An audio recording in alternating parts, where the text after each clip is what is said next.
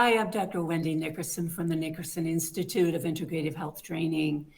I am so pleased to welcome today Ben Myers, who will be co-hosting this session, and also Sue Coates. Sue is a graduate of the Integrative Health Coach Training Program, and she is from Kansas in the United States, Kansas State in the United States. So welcome, Sue, and thank you so much for being here. Thank you. It's nice to be here. It's so nice to have you. And just to get this started, just give us a little bit of your work history, what brought you to Nickerson, and a little bit about your journey. Sure.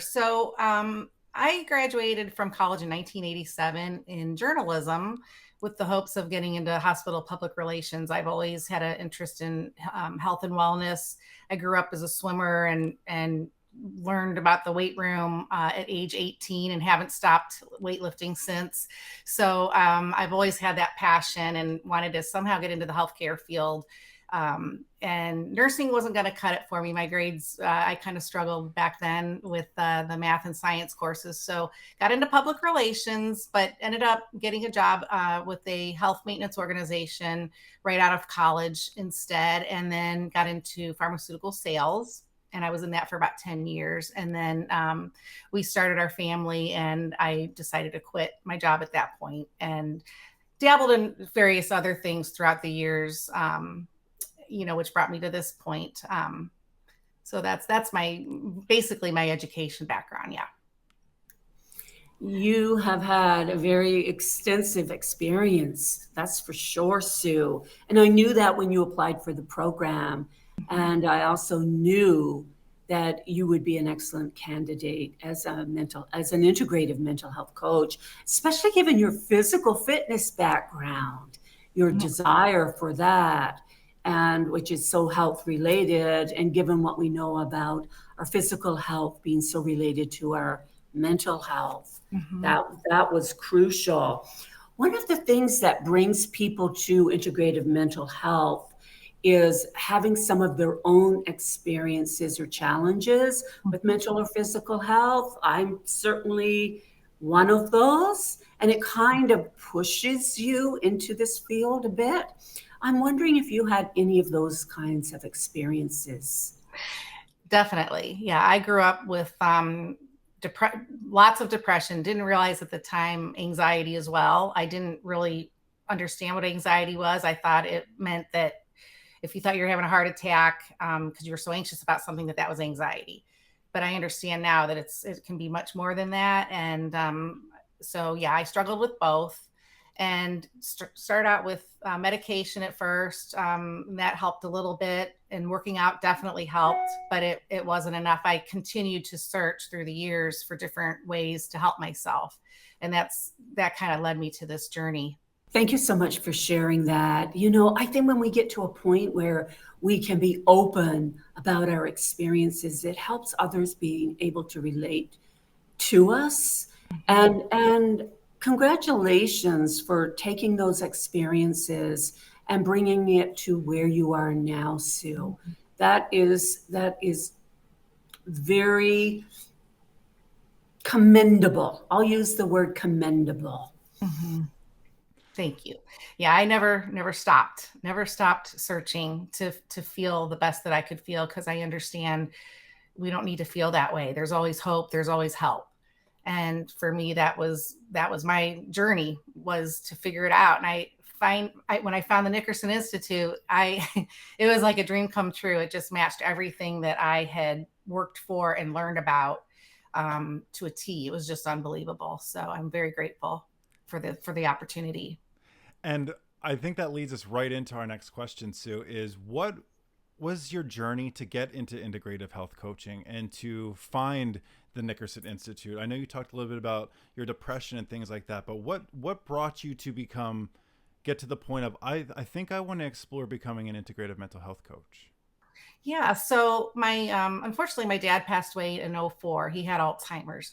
And it was at that time that I learned about nutrition. I had learned about Juice Plus. I don't know if anybody's ever heard of Juice Plus, but it's fruits and vegetables in a capsule, basically, and whole foods. And so I learned about nutrition, the effects on mental health as well as our physical health. And then fast forward, my mom ended up getting Alzheimer's as well. I ended up getting therapy because it was a very difficult time in my life while she's going through that, and I'm raising these boys. Husband traveled. And then through that, I was trying to figure out what I was going to do when my boys graduated, and my therapist suggested I get into marriage and family therapy because she knew I wanted to help people, and I was learning so much. I think she felt like I had gathered some techniques, or not techniques, but some knowledge that could really help people. And I was all in and went to school for that. I made it 9 months out of a 2-year program. When I was driving home one night after a diagnostics class, and I realized this intuition came over me so strong that it told me, you need to quit. This isn't for you. There's something else out there. It was such a strong message that, as hard as it was, I ended up withdrawing from the program. But I knew instinctively and intuitively that there was something else. So I wasn't too worried about it. So it took me about 1.5 years. And during that time, I got into energy healing. I learned about energy healing and became certified in Reiki, and became fascinated with that whole realm, as well as having my own spiritual experience that was just unbelievable and life-changing, that I got, started learning more about the spiritual realm, in connection with energy and so forth. So, here I had the nutrition information. I worked out all the time, got certified as a personal trainer. So the mind, body I had, and then the spirit portion came to me as well later in life, as well as the energy healing aspect. So here I am learning all these things in my journey. And I was on the website, because I'd been looking around for different coaching programs and didn't really find anything that resonated. And I don't know, it was absolutely a God moment that the Nickerson Institute popped up, and it had everything on there that I had just learned about: mind, body, spirit, energy. And I just knew, I got goosebumps right now even thinking about it. I knew that was meant for me, and I have not looked back since. Wow. I am so glad you listen to your intuition and you guide your life by your intuition, Sue. And that's probably something that you can help coaches with also, or coachees with. And I know from just the work that you did in the program that you are an excellent coach. I recall some of the scenarios that are presented in some of the assignments, and you providing extensive detail and support for your answers and how you would best go ahead and work with this client. Given all of your previous experiences, your life experience, your education, your work experience, what would you say you have narrowed down as a niche for your coaching? I believe there's everything that we've learned is so important, and it was hard to narrow that down. It took me some time to figure that out. But I think for me, one of the first things I would want to work with clients, because I think this could apply to everybody. It does apply to everybody, is anxiety management and how to regulate their emotions, and getting in touch with their emotions, how their body feels when they're in an anxious state, and then how it feels when they're relaxed, so they can identify the two and know what they're working towards, the feeling that they're working towards. So I think anxiety is my niche, and helping them to understand the nervous system and how it affects our body and so forth. Because stress, is really the root to all of our illness and all of our illness. So I think it's very important to get anxiety and stress and things of that nature under control. I love when you said you would encourage them or remind them of the feeling that they were wanting or looking to achieve. Sometimes that's often overlooked. So, and given that we have an epidemic of anxiety in our culture right now of all ages, I think you have chosen a very workable niche Absolutely. I have a fun game question for you. Okay. Let me give you a game question. Let's suppose you have a client. Let's say she's 25, 26. She has two small children, one's 4 and one's 2, and she is suffering with anxiety. So she finds you and she books a session with you. What are some things that you might suggest for this particular client? Because different clients work better with different strategies. But for this particular client, what might you suggest?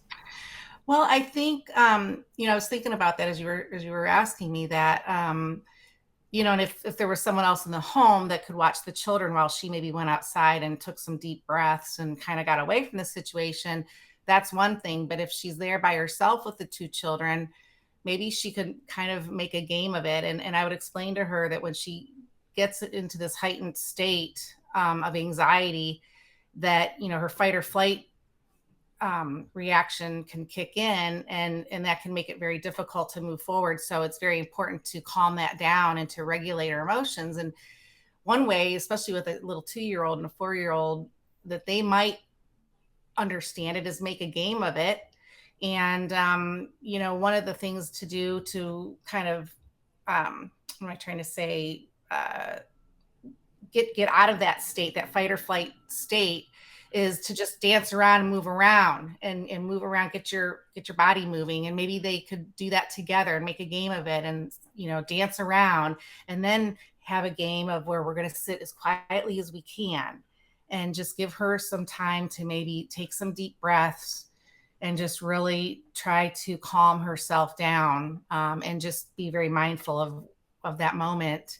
And maybe that will also help calm the children down as well. That would be a suggestion if she didn't have anybody else in the house to help her out. So you are on it because there was a recent study done on mindfulness and parents, and how when parents start using mindfulness, whether it's just for 5 minutes at a time, how it also regulates the children's nervous system, not only the parent, but mindfulness is so important in parenting. And it's also so powerful that it can interrupt intergenerational trauma and anxiety.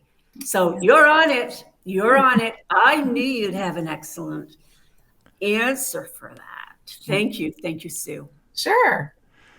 And I think this leads into a really amazing question, because what I would love to know is, based off your experience getting to where you're at, and like you said, through the depression, through just your own anxiety management, for those looking for a mental health coach, what do you think is your strongest attribute, and what makes you a good mental health coach for somebody who might be looking? Mm-hmm.